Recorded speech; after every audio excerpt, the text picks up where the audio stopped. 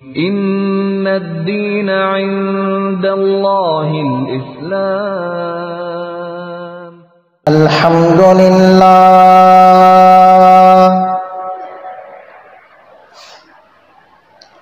الحمد لله الذي أبدع الأفلاك والأرضين،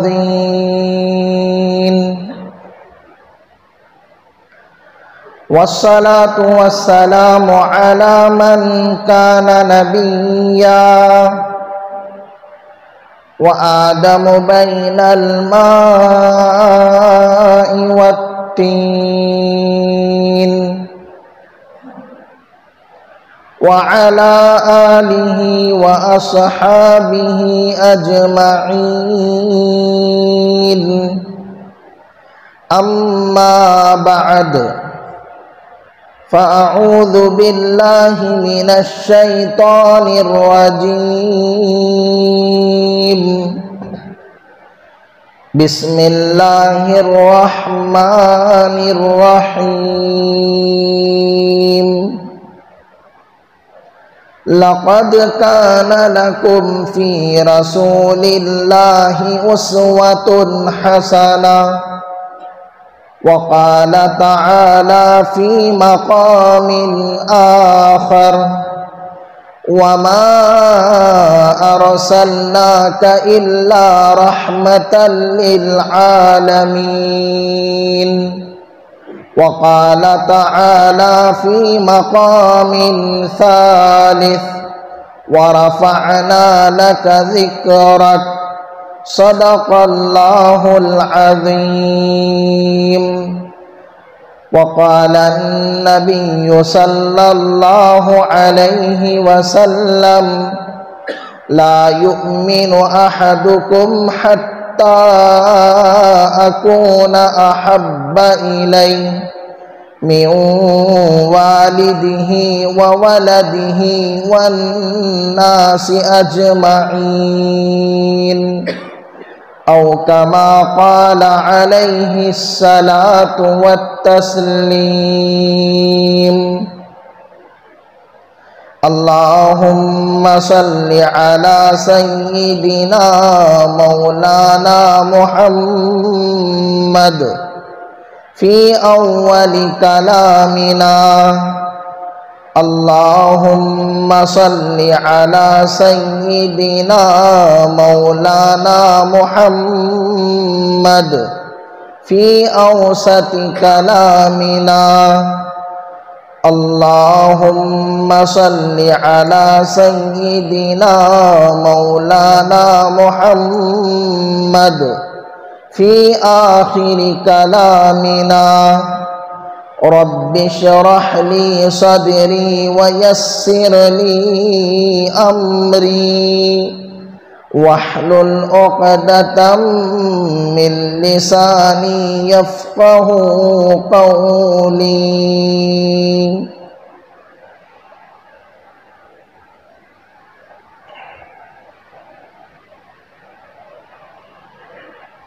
محمد کی محبت دین حق کی شرط اول ہے. محمد کی محبت دین حق کی شرط اول ہے. اسی میں ہو اگر خامی تو سب کچھ نامکمل ہے. کی محمد سے وفا تو نے تو ہم تیرے ہیں. کی محمد سے وفا تو نے تو ہم تیرے ہیں. یہ جہاں چیز ہے کیا لوح و قلم تیرے ہیں. بزرگان محترم و معزز سامعین کرام اور عزیز ساتھیوں، گزشتہ جمعہ آپ حضرات کی خدمت میں سورۃ الکوثر کی روشنی میں کچھ اہم باتیں آپ حضرات کے سامنے آئی تھیں، اور سورۃ الکوثر کا شان نزول، سورۃ الکوثر کا پس منظر، سورۃ الکوثر کا بیک گراؤنڈ کہ کیوں نازل ہوئی، کیسے نازل ہوئی، کب نازل ہوئی، وہ ساری چیزیں میں نے آپ حضرات کے سامنے پیش کی۔ خلاصہ کلام یہ ہے کہ سورۃ الکوثر دشمنان اسلام کا، دشمنان رسول کا منہ توڑ جواب ہے۔ جن لوگوں نے ہمارے نبی صلی اللہ علیہ وسلم کو طعنہ دیا تھا کہ آپ ابتر ہیں، بے نام و نشان ہیں، آپ کا نام ختم ہو جائے گا، مٹ جائے گا، تو اللہ تبارک و تعالی نے سورۃ الکوثر نازل کر کے ان مخالفین کا جواب دیا تھا کہ ان شانئک ھو الابتر، کہ محمد صلی اللہ علیہ وسلم بے نام و نشان نہیں ہے، بلکہ تم بے نام و نشان ہو، تم ابتر ہو۔ آج اس کی عملی تفسیر، اس کا عملی نمونہ، اس کی عملی مثال ہمیں دنیا میں دیکھنے میں ملتی ہے کہ جن دشمنوں نے، مخالفوں نے طعنہ دیا تھا، آج ان کا کوئی نام لینے والا نہیں ہے، لیکن ہمارے نبی کا نام چمک رہا ہے، دمک رہا ہے، روز روشن کی طرح آیا وہ بیاں ہے۔ ہر دن، ہر صبح و شام، ہر لمحہ لمحہ آپ کا ذکر مبارک ہو رہا ہے۔ اصل میں جس آدمی کا جو ظرف ہوتا ہے، اس آدمی کی عادتیں اور حرکتیں ویسی ہوتی ہیں۔ آدمی کے اندر جو بھرا ہوا رہتا ہے، موقع ملنے پر وہی چیز باہر آتی ہے۔ یعنی آدمی اپنی اوقات دکھاتا ہے کہ میں کتنے پانی میں ہوں۔ اچھا آدمی ہوتا ہے تو اچھی چیزیں باہر نکلتی ہیں، برا آدمی ہوتا ہے تو بری چیزیں باہر نکلتی ہیں۔ تو جن لوگوں نے ہمارے نبی صلی اللہ علیہ وسلم کو اچھی نظروں سے دیکھا اور نفرت اور تعصبیت کا چشمہ نکال کر دیکھا، مطلق آپ علیہ الصلاۃ والسلام کو پڑھا، تحقیق کی، ریسرچ کیا، تو ان لوگوں کو ہمارے نبی صلی اللہ علیہ وسلم سب سے اچھے اور سب سے اعلیٰ و ارفع انسان نظر آئے، سب سے اونچے درجے کے انسان نظر آئے۔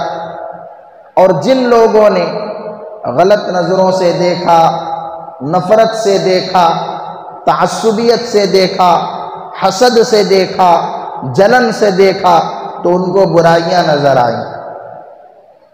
حضرت جنید بغدادی رحمۃ اللہ علیہ ایک بہت بڑے اللہ والے ہیں۔ حضرت فرماتے ہیں اگر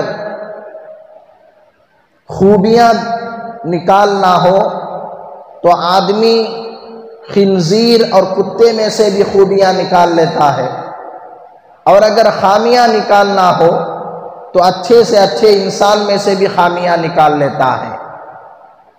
اور حضرت نے فرمایا کہ خنزیر جیسا جانور جو ناپاک ہے، نجس العین ہے، اس کے اندر بھی خوبیاں ہیں۔ کتا جیسا ناپاک جانور، اللہ نے اس کے اندر 10 خوبیاں رکھی ہیں۔ حضرت جنید بغدادی رحمۃ اللہ علیہ نے وہ 10 خوبیاں بیان کی ہیں، اور وہ 10 خوبیاں ایسی ہیں جو بڑے بڑے اللہ والوں میں ہوتی ہیں۔ ایک جانور ہے اور اس جانور کے اندر ویسی خوبیاں اللہ نے رکھی ہیں۔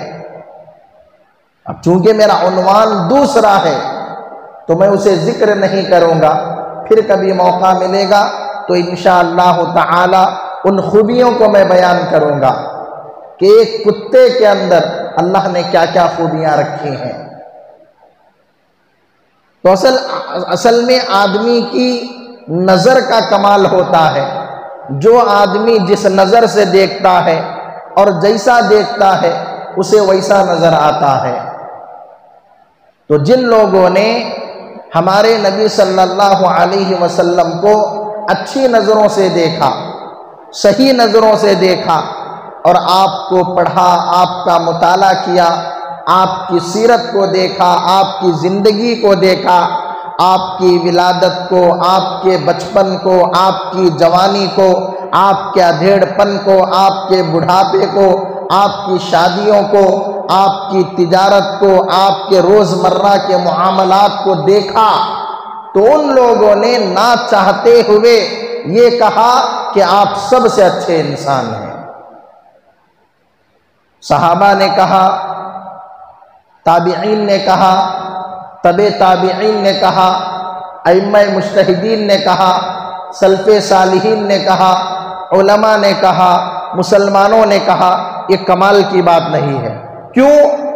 یہ تو آپ سے محبت کرنے والے ہیں، آپ کے چاہنے والے ہیں، آپ پر مر مٹنے والے ہیں، تو مسلمانوں نے تو کہا ہی ہے، علماء نے، بزرگوں نے، صلحاء نے تو کہا ہی ہے، آپ کی تعریفیں تو کی ہی ہیں، لیکن تعجب کس میں ہوتا ہے کہ جو آپ کو مانتے نہیں ہیں، جو آپ پر ایمان لے کر نہیں آئے ہیں، جنہوں نے آپ کے دھرم کو، مذہب کو قبول نہیں کیا ہے، جب ان لوگوں نے ہمارے نبی کو پڑھا، ہمارے نبی کی زندگی کو دیکھا، تو ان لوگوں نے بھی تعریف کیے بغیر اپنا قلم نہیں روکا، اپنی زبان نہیں روکی۔ اور یہ چیزیں ان لوگوں کے لیے عبرت کا سامان ہے جو خواہ ہمارے نبی پر اعتراضات کرتے ہیں، ہمارے نبی پر انگلیاں اٹھاتے ہیں، ہمارے نبی کی شان میں گستاخیاں کرتے ہیں۔ ان لوگوں کو گستاخیاں کرنے سے پہلے، انگلیاں اٹھانے سے پہلے ذرا اپنے دھرم گروؤں کو پڑھ لینا چاہیے، ذرا اپنے مذہب کے بڑے لوگوں کو دیکھ لینا چاہیے، اپنے سامیوں کو دیکھ لینا چاہیے، اپنے پروفیسروں کو دیکھ لینا چاہیے کہ ان لوگوں نے محمد صلی اللہ علیہ وسلم کے بارے میں کیا خیالات اور نظریات پیش کیے ہیں۔ ان کے بڑے ہیں نا یہ، اگر یہ اپنے بڑوں کو دیکھ لیتے، اپنے بڑوں کو پڑھ لیتے تو کبھی گستاخی نہ کرتے۔ اگر یہ گستاخیاں کرتے ہیں تو اس کا مطلب یہ ہے کہ ان کو خود اپنے دھرم کا بھی پتہ نہیں ہے، اپنے بڑوں کا بھی پتہ نہیں ہے، اپنے بڑوں کی کتابوں کا بھی پتہ نہیں ہے۔ اگر پتہ ہوتا یہ گستاخیاں کیوں کرتے؟ تو گزشتہ جمعہ چند اقوال غیر مسلموں کے، جو غیر مسلم ہیں، عیسائی ہیں یا یہودی ہیں یا ہندو دھرم کو ماننے والے ہیں یا بدھ مذہب کے ہیں، یعنی مسلمان نہیں ہیں، غیر مسلم ہیں اور عقل و دانش والے ہیں، عقل مند ہیں، مفکرین ہیں، محققین ہیں، مؤرخین ہیں، ان لوگوں نے یہ اقوال پیش کیے ہیں۔ تو گزشتہ جمعہ چند اقوال میں نے پیش کیے تھے، وقت کی قلت کی وجہ سے میں نے روک دیا تھا کہ آئندہ جمعہ اسے پیش کروں گا۔ اور آپ حیرت کریں گے، علامہ سید سلیمان ندوی رحمۃ اللہ علیہ ایک بہت بڑے اللہ والے گزرے ہیں، حضرت فرماتے ہیں یورپین نے، یعنی انگریزوں نے اور غیر مسلموں نے 1200 سے زیادہ کتابیں ہمارے نبی کے اوپر لکھی ہیں، 1200 سے زیادہ۔ مسلمانوں نے تو بے شمار لکھی ہیں، ہزاروں کی تعداد میں لکھی ہیں، لیکن غیر مسلموں نے، انگریزوں نے، عیسائیوں نے، یہودیوں نے اور دیگر اقوام عالم کے لوگوں نے 1200 سے زیادہ کتابیں ہمارے نبی کی شان میں لکھی ہیں۔ یہ معمولی بات ہے؟ کسی آدمی کے بارے میں، کسی انسان کے بارے میں آپ کو اتنی کتابیں نہیں ملیں گی کہ ہر دھرم والا، ہر مذہب والا اس کے بارے میں کتابیں لکھ رہا ہو، نہیں ملے گا آپ کو۔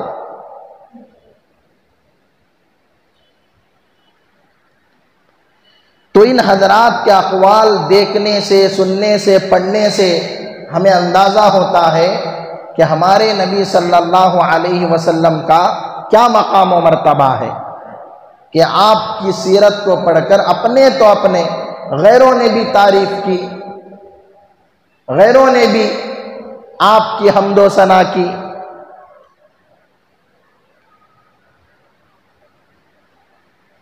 مالک تونگ صاحب یہ بدھ مذہب کے عظیم پیشوا ہیں، بدھ مذہب کے، بدھسٹ جسے کہتے ہیں۔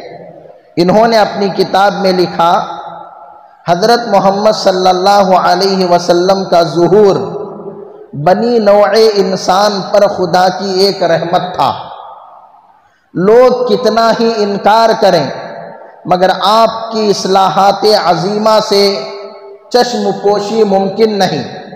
ہم بدھی لوگ حضرت محمد صلی اللہ علیہ وسلم سے محبت کرتے ہیں اور ان کا احترام کرتے ہیں۔ ہم بدھی لوگ حضرت محمد صلی اللہ علیہ وسلم سے محبت کرتے ہیں اور ان کا احترام کرتے ہیں۔ لالا نانک چند ناز انہوں نے لکھا ہے، دنیا کی عظیم ترین انسانی ہستیوں میں، دنیا کے بڑے بڑے لوگوں میں ان یعنی رسول کریم صلی اللہ علیہ وسلم کا درجہ کسی سے کم نہیں ہے۔ دنیا کے بڑے بڑے لوگوں میں، عظیم ہستیوں میں آپ کا درجہ کسی سے کم نہیں ہے۔ اسی طرح گرو نانک یہ سکھ مذہب کے مقدس رہنما ہیں۔ گرو نانک، ان کی تصویریں بھی آپ کو گوگل وغیرہ پر ملیں گی۔ انہوں نے کہا، سردار کشن سنگھ لکھتے ہیں کہ حضرت محمد صاحب کی شخصیت عظیم شخصیت تھی، چنانچہ ہمارے آقا سردار گرو نانک صاحب جن کی مذہبی رواداری اور بے لاگ انصاف پسندانہ تعلیم کو ایک دنیا نے مانا ہے، انہوں نے حضرت محمد صاحب کی سیرت جاننے کے بعد ان کی تعریف میں جو لکھا وہ اس پر دلالت کرتا ہے کہ حضرت محمد صاحب کی شخصیت دنیا کے تمام انصاف پسند اور غیر متعصب مذاہب میں بھی پسندیدہ اور مقبول رہی۔ یعنی یہ کہنا کیا چاہ رہے ہیں کہ دنیا کے تمام انصاف پسند لوگوں میں حضرت محمد صلی اللہ علیہ وسلم پسندیدہ ہیں، مقبول ہیں، محبوب ہیں۔ سردار جوند سنگھ یہ بھی سکھ مذہبی رہنما ہیں۔ انہوں نے لکھا ہے، دنیا میں حضرت رسول عربی صلی اللہ علیہ وسلم پاکیزہ زندگی کی بے نظیر مثال ہے، پاکیزہ زندگی کی بے نظیر مثال ہے۔ اب جو ہمارے نبی کی زندگی پر اعتراض کرتے ہیں، حضرت عائشہ صدیقہ رضی اللہ تعالی عنہ کے نکاح پر اعتراض کرتے ہیں، حضرت ابوبکر صدیق رضی اللہ تعالی عنہ کی طرف ہمارے نبی کی دوستی کو غلط منسوب کرتے ہیں، ان لوگوں کو کم سے کم تم قرآن نہ پڑھو، حدیثیں نہ پڑھو، مسلمان علماء کی کتابیں نہ پڑھو، کم سے کم ان لوگوں کی کتابیں تو پڑھ لو، ان لوگوں کی کتابیں تو دیکھ لو جو ہمارے نہیں ہیں، دوسرے مذہب کے ہیں۔ سکھ مذہبی رہنما ہیں سردار جوند سنگھ، آپ کی پاکیزہ زندگی بے نظیر ہے، بے مثال ہے۔ یعنی آپ کی زندگی کی کوئی مثال نہیں، کوئی نظیر نہیں، یہ کہنا چاہ رہے ہیں۔ سردار رام سنگھ امرتسری یہ سکھ سماجی و مذہبی رہنما ہیں، سکھ مذہب کے ہیں۔ یہ کہتے ہیں، تمام پیغمبروں اور مذہبی شخصیتوں میں محمد صلی اللہ علیہ وسلم سب سے زیادہ کامیاب ہیں، سب سے زیادہ کامیاب ہیں۔ 23 سال کے عرصے میں آپ نے صحابہ پر، انسانوں پر ایسی محنت کی کہ قیامت تک آنے والے انسانوں کے لیے آپ کی زندگی، آپ کا زمانہ مثال بن گیا، مثال بن گیا۔ ڈاکٹر ڈی رائٹ، معروف انگریز مصنف، یہ انگریز ہیں اور مصنف ہیں، کتابیں لکھنے والے، ڈاکٹر ہیں، لکھتے ہیں کہ محمد صلی اللہ علیہ وسلم اپنی ذات اور قوم کے لیے نہیں بلکہ دنیائے ارضی کے لیے ابر رحمت تھے۔ صرف اپنی ذات کے لیے نہیں، اپنی قوم کے لیے نہیں، بلکہ پوری دنیا کے لیے، دنیائے ارضی کے لیے ابر رحمت تھے۔ تاریخ میں کسی ایسے شخص کی مثال موجود نہیں جس نے احکام خداوندی کو اس مستحسن طریقے سے انجام دیا ہو۔ دیکھ رہے ہیں آپ، مسٹر ایڈورڈ موئٹے، یہ بھی انگریز مفکر ہیں، یہ لکھتے ہیں آپ صلی اللہ علیہ وسلم نے سوسائٹی کے تزکیے اور اعمال کی تطہیر کے لیے جو اسوہ حسنہ پیش کیا ہے وہ آپ کو انسانیت کا محسن اول قرار دیتا ہے۔ یعنی آپ نے انسانوں کی اصلاح کے لیے، سوسائٹی کی اصلاح کے لیے اور لوگوں کے اندر سے برائیوں کو دور کرنے کے لیے، گناہوں خطاؤں کو دور کرنے کے لیے، گندگیوں کو دور کرنے کے لیے جو طریقہ اختیار کیا، جو کام آپ نے انجام دیا، اس کام سے اندازہ ہوتا ہے کہ آپ انسانوں کے سب سے بڑے محسن ہیں، آپ انسانوں کے محسن اول قرار پائے، یہ کہنا چاہتے ہیں۔ ایس مارگو لیوت، یہ بھی انگریز ہیں، ایس مارگو، حضرت صلی اللہ علیہ وسلم کی درد مندی کا دائرہ انسان ہی تک محدود نہ تھا بلکہ جانوروں پر بھی ظلم و ستم توڑنے کو بہت برا کہا گیا ہے۔ آپ علیہ السلام صرف انسانوں کے لیے رحمت و شفقت نہیں تھے بلکہ جانوروں پر بھی آپ کی رحمت و شفقت تھی۔ آپ جانوروں کے بھی نبی ہیں نا، دنیا کے اندر جتنی مخلوقات ہیں تمام مخلوقات کے آپ نبی ہیں۔ آپ انسانوں کے بھی نبی، آپ جناتوں کے بھی نبی، آپ جانوروں کے بھی نبی، آپ چرندوں، پرندوں، درندوں، گزندوں، آسمانوں، زمینوں، سمندروں، دریاؤں، تالابوں، پہاڑوں، ہر کسی کے نبی۔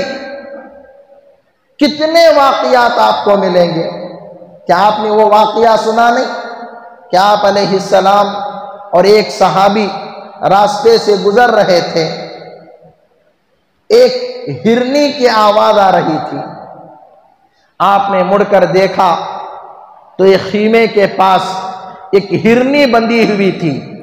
اس ہرنی نے ہمارے نبی کو سلام کیا اور ہمارے نبی سے کہا، یا رسول اللہ، اس خیمے والے نے، اس آدمی نے مجھے شکار کیا ہے، مجھے پکڑ لیا ہے اور مجھے یہاں باندھ دیا ہے، اور جنگل میں میرے 2 بچے ہیں، وہ بھوکے اور پیاسے ہیں، یہ انسان مجھے ذبح بھی نہیں کرتا کہ میں مر کر چلی جاؤں، اور مجھے چھوڑتا بھی نہیں کہ میں جا کر کم سے کم میرے بچوں کو دودھ پلا کر آ جاؤں، میں بڑی فکر مند ہوں، عجیب پریشانی میں ہوں، آپ کچھ کیجئے۔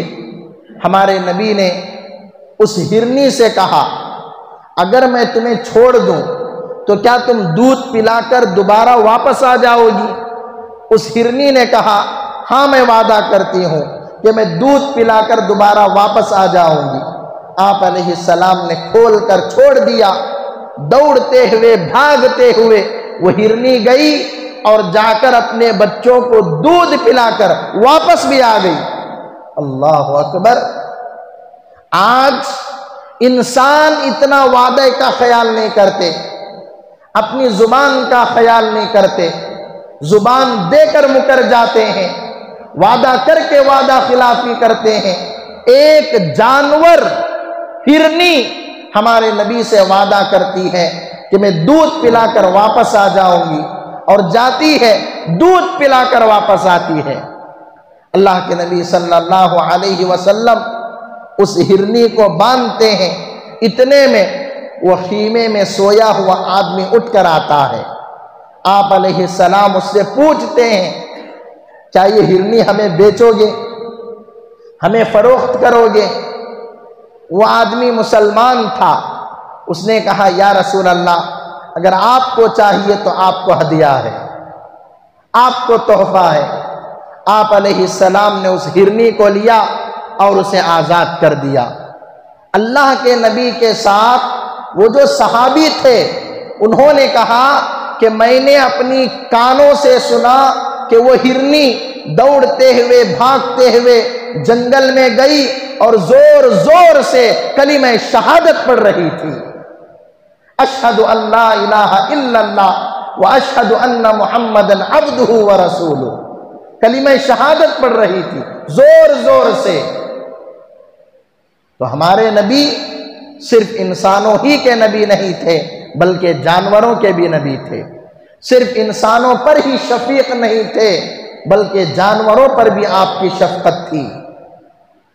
تو اس مارگو جو انگریز مصنف اور مفکر ہیں، وہ لکھتے ہیں کہ آپ کی درد مندی کا دائرہ انسان ہی تک محدود نہ تھا بلکہ جانوروں پر بھی ظلم و ستم توڑنے کو بہت برا کہا ہے۔ جانوروں کے ساتھ بھی ظلم نہ کرو۔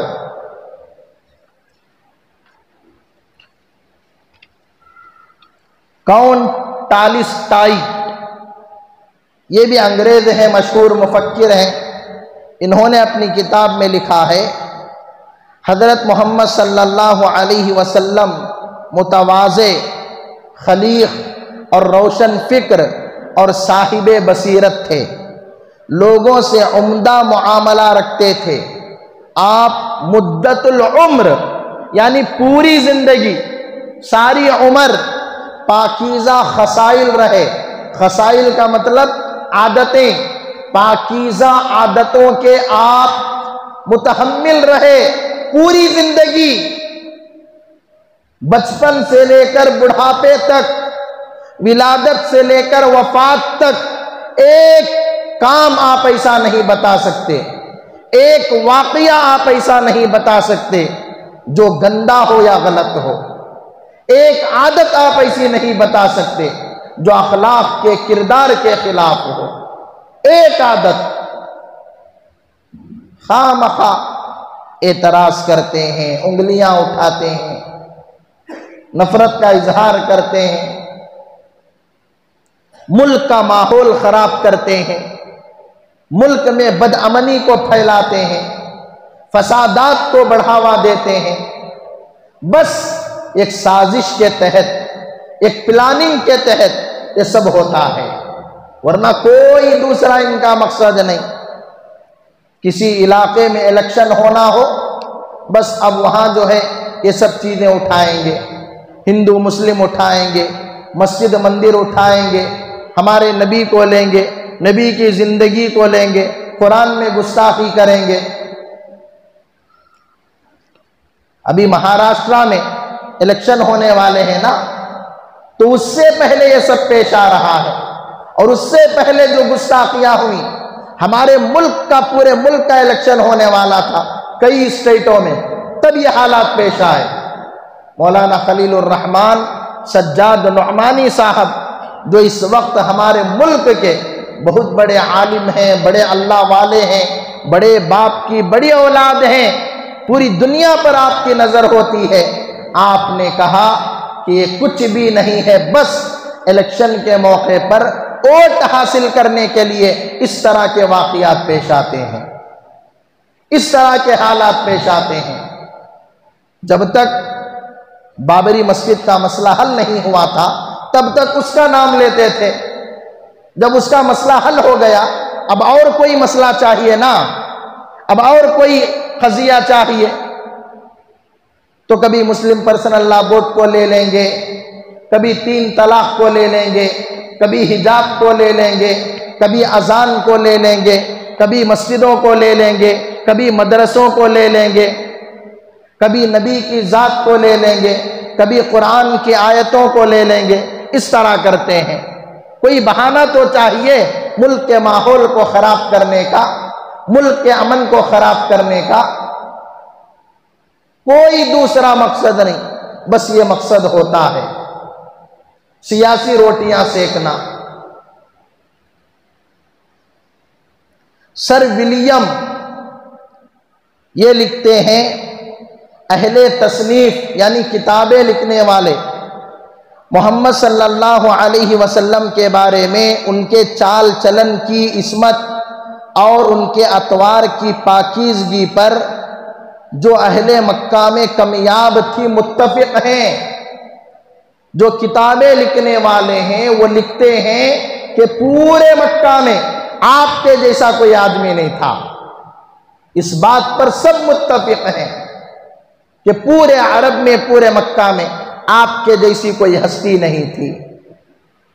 مسٹر سیل یہ لکھتے ہیں، میں نے اپنی تحقیقات میں کوئی ثبوت ایسا نہیں پایا جس سے حضرت محمد صلی اللہ علیہ وسلم کے دعوائے رسالت میں شبہ ہو سکے، یعنی آپ رسول ہیں یا نہیں ہیں، آپ نبی ہیں یا نہیں ہیں، اس پر بھی کوئی ثبوت نہیں مل سکا۔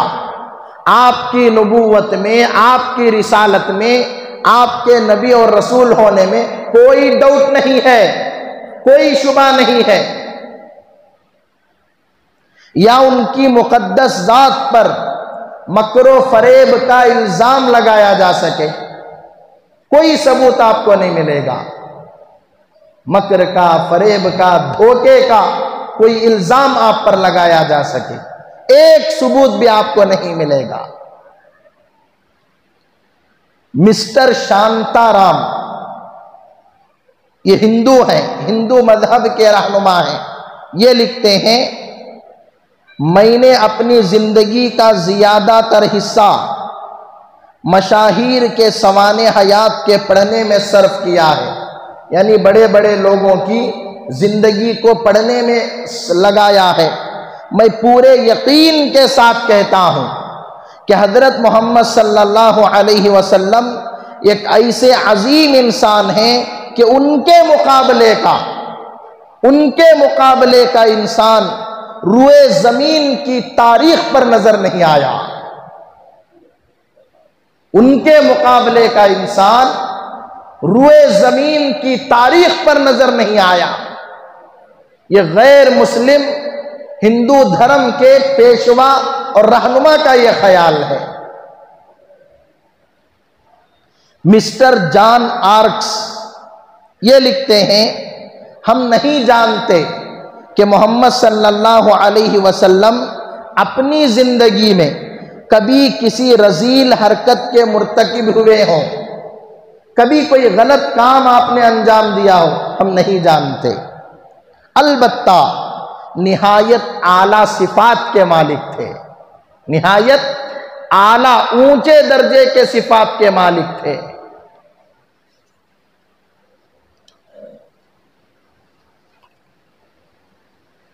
تو یہ غیر مسلم حضرات ہیں جو بڑے بڑے مفکر ہیں، مدبر ہیں، اپنے مذہبوں کے رہنما ہیں، ان حضرات کا یہ خیال ہے اور اپنی کتابوں میں یہ لکھتے ہیں۔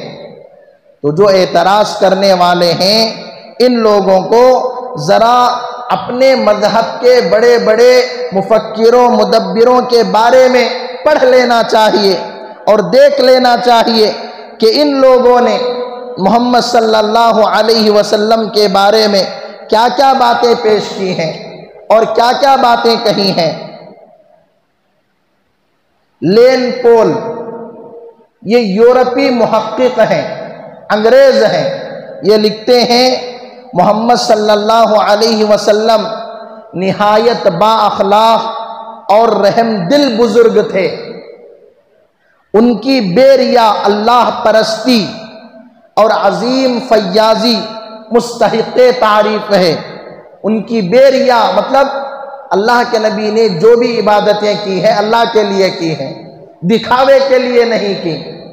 تو بغیر دکھاوے کے اخلاص کے ساتھ آپ نے جو عبادتیں کی اور آپ نے جو لوگوں کا تعاون کیا، لوگوں کی مدد کی، وہ تعریف کے مستحق ہے، وہ تعریف کے مستحق ہے۔ بے شک آپ مقدس پیغمبر تھے، بے شک آپ مقدس پیغمبر تھے۔ نیپولین بوناپارٹ، نام بھی عجیب و غریب ہے، یہ لکھتے ہیں محمد کی ذات ایک مرکز ثقل تھی جس کی طرف لوگ کھینچے چلے آتے تھے، یعنی جس طرح ایک میگنیٹ ہوتا ہے، اور میگنیٹ کی خاصیت کیا ہوتی ہے کہ لوہا اس کی طرف کھینچا چلا آتا ہے۔ جو پاورفل میگنیٹ ہوتا ہے، آپ دور بھی میگنیٹ رکھیں گے، وہ دور بھی آپ لوہا رکھیں گے، وہ کھینچا چلا آتا ہے۔ تو آپ علیہ السلام کی ذات ایسا میگنیٹ، وہ مثال دے رہے ہیں، ایسا مرکز ثقل تھی کہ لوگ کھینچے چلے آتے تھے، لوگ کھینچے چلے آتے تھے۔ ان کی تعلیمات نے لوگوں کو اپنا مطیع اور گرویدہ بنا لیا، اور ایک ایسا گروہ پیدا کیا، یعنی ایک ایسی جماعت پیدا کی جو چند سالوں میں نصف دنیا میں، یعنی آدھی دنیا میں، اسلام کے ان پیروکاروں نے دنیا کو جھوٹے خداؤں سے چھڑا لیا۔ صحابہ کی جماعت اللہ کے نبی نے تیار کی نا، تو حضرات صحابہ نے ایسی تعلیمات پیش کی، ایسا نظام انہوں نے چلایا کہ آدھی دنیا میں اسلام کا ڈنکا بج گیا۔ حضرت عمر ہی کے دور میں آدھی دنیا میں اسلام پھیل گیا تھا۔ انگریز مؤرخ لکھتا ہے اگر مزید اللہ تبارک و تعالی حضرت عمر کو 10 سال کی زندگی دے دیتا تو ان 10 سالوں میں پوری دنیا میں اسلام پھیل جاتا، پوری دنیا میں اسلام کا ڈنکا بج جاتا۔ اور یہ جماعت کس نے تیار کی؟ محمد صلی اللہ علیہ وسلم نے۔ اور یہ جو اسلام پھیلتا تلوار کے زور پر نہیں، لڑائی جھگڑے کے زور پر نہیں، جنگ و جدال کے زور پر نہیں، اخلاق و کردار کے زور پر، محبت و شفقت کے زور پر، صداقت و عدالت کے زور پر، رحم و کرم کے زور پر، امانت داری و دیانت داری کے زور پر، سچائی اور اچھائی کے زور پر۔ حضرات صحابہ نے جو اسلام پھیلایا ہے، آپ جن جن علاقوں میں جاتے وہاں کاروبار کرتے، تجارت کرتے، بزنس کرتے، لیکن تجارت، کاروبار، بزنس اتنی ایمانداری سے کرتے، اتنی دیانت داری سے کرتے کہ لوگ آپ کی تجارت سے متاثر ہو جاتے کہ جو لوگ اتنی اچھی تجارت کر رہے ہیں تو ان کا مذہب کتنا اچھا ہوگا، ان کے نبی کتنے اچھے ہوں گے، متاثر ہو جاتے اور اسلام قبول کر لیتے۔ حضرات صحابہ جا کر ہماری طرح تقریریں نہیں کرتے تھے، اپنے اخلاق پیش کرتے تھے، اپنا کردار پیش کرتے تھے، اپنے معاملات پیش کرتے تھے، اپنی زندگی پیش کرتے تھے، اور سامنے والے متاثر ہو جاتے، سامنے والے متاثر ہو جاتے۔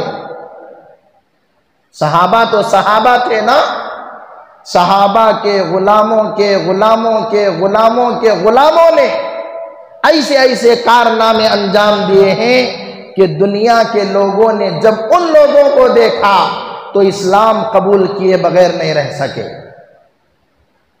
علامہ انور شاہ کشمیری رحمت اللہ علیہ ملتان کے سفر پر تھے، ٹرین سے اترے، ٹی ٹی نے آپ سے ٹکٹ پوچھی کہ ٹکٹ دکھاؤ۔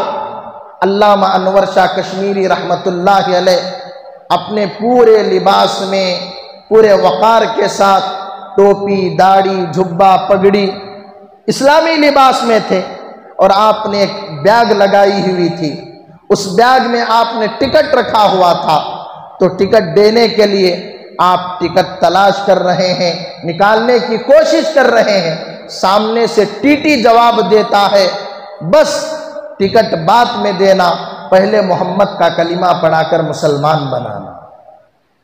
علامہ انور شاہ کشمیری رحمت اللہ علیہ کو بڑا تعجب ہوا، میں نے ایک جملہ اسے نہیں کہا اور یہ اسلام قبول کرنے کے لیے تیار ہو گیا۔ حضرت نے اس سے پوچھا آخر کیا بات ہوئی کہ تو اسلام قبول کرنے کے لیے تیار ہو گیا؟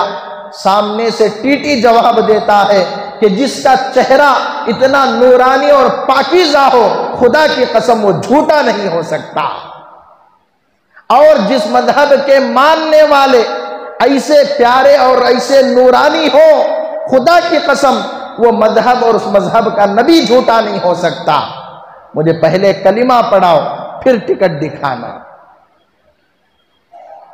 یہ صحابہ کی بات نہیں، تابعین کی بات نہیں، ماضی قریب کے بزرگوں کی بات میں آپ کو بتا رہا ہوں۔ صحابہ کے غلاموں کے غلاموں کے غلاموں کے غلاموں کے غلاموں کی بات ہے۔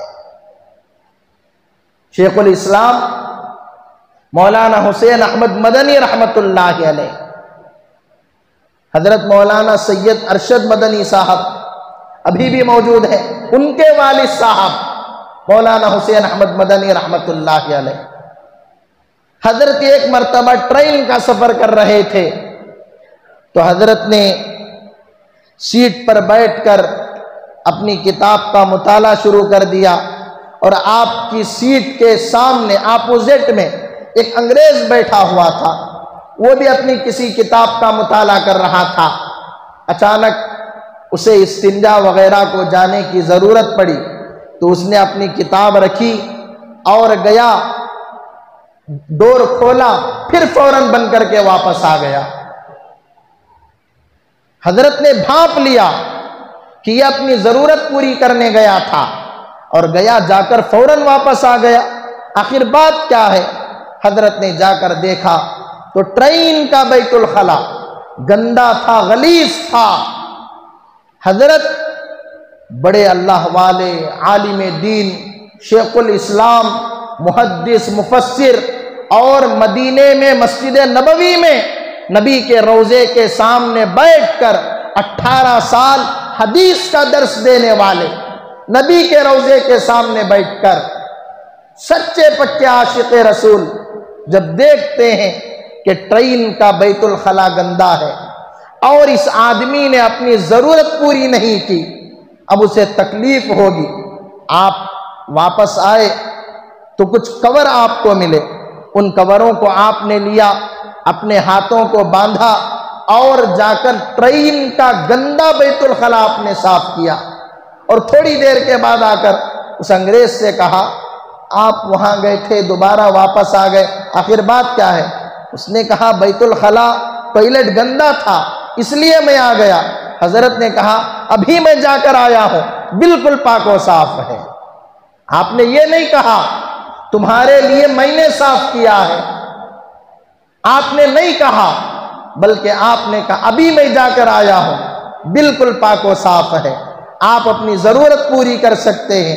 وہ انگریز گیا، جا کر دیکھا بالکل چمک رہا ہے، دمک رہا ہے، آرام سے اس نے اپنی ضرورت پوری کی، اور ٹوائلٹ سے باہر نکل کر آس پاس جو لوگ بیٹھے ہوئے تھے ان لوگوں سے پوچھا تھوڑی دیر پہلے میں آیا تھا، یہ بیت الخلا گندا تھا، کیا کوئی منسپالٹی والے آئے تھے، کوئی ٹوائلٹ صاف کرنے والے آئے تھے جنہوں نے اس کو صاف کیا ہے؟ ان لوگوں نے کہا نہیں نہیں، کوئی منسپالٹی والا نہیں آیا، کوئی ٹوائلٹ صاف کرنے والے نہیں آئے، پھر کس نے صاف کیا؟ ان لوگوں نے کہا تمہاری سیٹ کے سامنے وہ داڑھی والا، وہ جھبے والا، وہ ٹوپی والا، وہ پگڑی والا، وہ نورانی چہرے والا جو تمہیں نظر آ رہا ہے، اس نے یہ کام کیا ہے، اس نے یہ صاف کیا ہے۔ انگریز تھرا گیا، اپنے لڑکھڑاتے قدم لے کر آپ کے سامنے آیا، اور آپ سے بات چیت کی، آپ سے اسلام کے بارے میں، ہمارے نبی کے بارے میں معلوم کرنا شروع کیا، پوچھنا شروع کیا۔ ابھی تھوڑی دیر میں مولانا حسین احمد مدنی کا اسٹیشن آنے والا تھا۔ حضرت نے کہا اب مجھے اجازت دیجئے، اب میں اترنے والا ہوں۔ انگریز کہتا ہے اے حسین احمد مدنی، اپنے اسٹیشن پر بعد میں اترنا، پہلے محمد کا کلمہ پڑھا کر مجھے مسلمان بنا دینا۔ یہ صحابہ کی بات نہیں، تابعین اور تبع تابعین کی بات نہیں، اس دور کے نبی کے غلاموں کی بات میں آپ کو بتا رہا ہوں، نبی کے عاشق کی بات میں آپ کو بتا رہا ہوں۔ تو نبی کے غلاموں کا یہ حال ہے اخلاق و کردار کا، تو نبی کے اخلاق کا عالم کیا ہوگا، نبی کے کردار کا عالم کیا ہوگا، نبی کی سیرت کا عالم کیا ہوگا۔ ایسے ایک دو واقعات نہیں، بے شمار واقعات آپ حضرات کو ملیں گے، بے شمار قصے آپ حضرات کو ملیں گے۔ تو اس لیے میرے دوستوں، میرے عزیزوں، میرے پیاروں، وقت کی اہم ترین ضرورت ہے کہ ہم ہمارے نبی کو پڑھیں، ہمارے نبی کی سیرت کو جانیں، ہماری نبی کی زندگی کو معلوم کریں۔ پھر دیکھو آپ کے اندر نبی کا عشق کیسے پیدا ہوتا ہے، نبی کی محبت کیسے پیدا ہوتی ہے، آپ کیسے نبی کے عاشق اور نبی کے محب بنتے ہیں۔ تو سارے حضرات نبی کی سیرت کو پڑھیں گے، نبی کی سیرت کو جانیں گے۔ پڑھنا آتا ہو کتابیں لے کر پڑھیں، کتابوں کا مطالعہ کریں۔ نہیں آتا کم سے کم سوشل میڈیا کا زمانہ، ہر گھر میں موبائل ہے، روزانہ کم سے کم ایک بیان نبی کی سیرت پر سنیں، نبی کی زندگی پر سنیں۔ دیکھو آپ کی زندگی میں کیسا انقلاب آتا ہے۔ اللہ تعالیٰ سے دعا ہے کہ اللہ تبارک و تعالی ہم تمام کو کہی گئی باتوں پر، سنی گئی باتوں پر عمل کرنے کی توفیق نصیب فرمائے۔ آمین۔ وآخر دعوانا ان الحمد للہ رب العالمین۔ اللہم صلی علی سیدنا محمد